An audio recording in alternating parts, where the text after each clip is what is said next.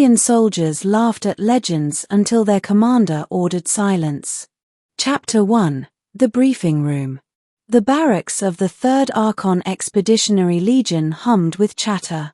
Rows of alien soldiers sprawled across benches, armor clinking as they swapped tales and scoffed at the latest intelligence reports. On the central screen, a rotating sphere glowed blue, green, cloud-swirled. Earth. Designation, Sol 3, droned the council-appointed analyst, a thin insectoid with mandibles clicking. Classified deathworld. Native species, Homo sapiens. Caution advised. At that, the soldiers burst into laughter. Deathworld. That soft, pink-skinned thing, sneered a saurid trooper, bearing rows of serrated teeth. I heard they still use fire to cook, another jeered. A primitive myth. No species with no claws, no fangs, no armor could be dangerous. The room filled with derisive whistles and slaps on the backplates of armor. Legends of humans, of endurance, of cunning, of wars that spanned continents had spread like ghost stories through the ranks. But soldiers knew better. Stories were just stories. That was, until their commander entered. Chapter 2. The Commander. The doors slid open with a hiss. Silence rippled reluctantly through the room as Commander Veya stepped in. Tall even by Archon standards, his carapace bore the dull sheen of age, his mandibles chipped from campaigns long past. He carried no datapad. His gaze alone demanded stillness. I hear laughter, Veya said, voice low, resonant. Legends, sir, muttered a trooper. Of the humans. The room chuckled again, softer this time. Veya's eyes narrowed. He strode to the holoscreen, tapped it. The globe of Earth expanded, data scrolling, population, climate extremes, war records. Tell me, he said, his voice carrying like a blade, what do you find amusing about a species that has survived this? Chapter 3. The lesson begins. No one answered. Veya tapped again. The display shifted to a storm, whirling winds tearing across an ocean. Category 5 hurricane. Winds faster than our interceptors. They endure this every season. Another tap. A frozen wasteland. Siberia. Temperatures that would shatter your armor plating. They live there. A desert appeared, endless sand and blistering heat. Sahara. 45 degrees by day, near freezing at night.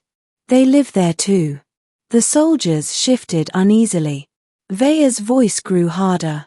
No other sentient species thrives in such variety of hells. They are not specialized. They are not adapted to one comfort. They are adapted to survive anything. Chapter 4. War Without End. The screen flickered again.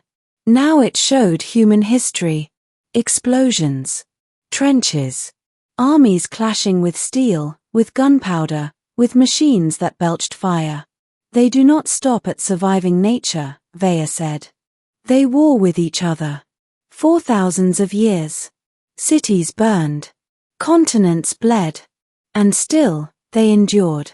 A trooper tried to scoff, but Veya's gaze cut him silent.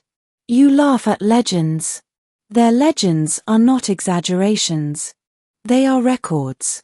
The screen displayed mushroom clouds rising into the sky. The room grew cold.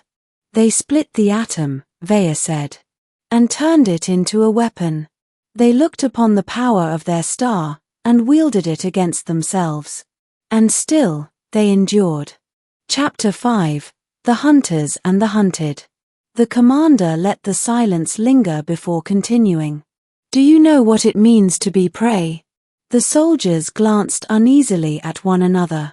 Humans do, Veya said. They were born into a world where predators hunted them relentlessly. Lions, wolves, serpents, raptors. Creatures faster, stronger, deadlier. By all rights, humans should have perished. He leaned closer, mandibles clicking. But they did not. They learned to throw stones, to fashion spears, to run farther than the beasts could run. They turned fear into strategy. They hunted the hunters. The holoscreen displayed a pride of lions, then shifted to humans with fire and spears, driving the predators back. Tell me again, Vaya asked softly, what is funny about prey that learned to fight back until nothing could hunt them? Chapter 6. The Experiments. Vaya changed the display once more. Reports, not legends, filled the screen, now real encounters.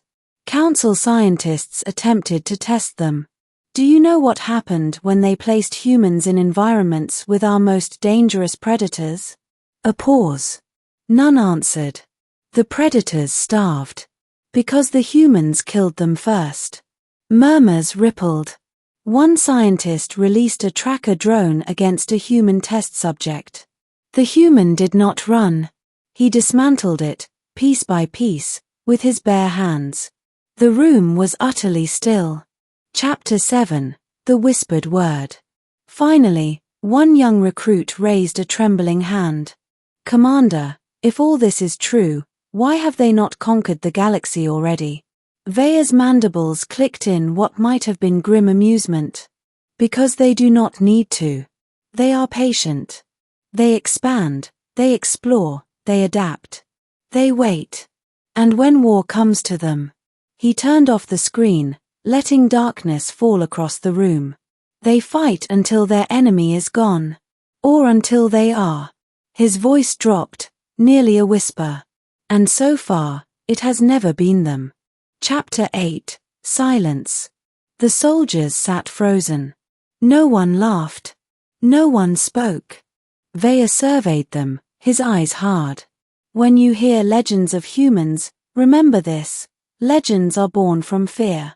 And the galaxy is right to fear them. He stepped toward the exit, but paused at the door. Mock them again, and you mock the only species that has already survived every hell the stars could throw. The only species that learned to hunt death itself. The door hissed shut behind him. For a long moment, the soldiers stared at one another in silence, the echo of his words heavier than any weapon. Epilogue. The Weight of Legends. That night, not one soldier repeated the jokes. Not one scoffed at humanity's name. Because in the stillness of the barracks, each of them wondered the same thing. If the legends were true, if humanity really was everything the commander said, what would happen when the Archons finally crossed their path? And none dared to laugh.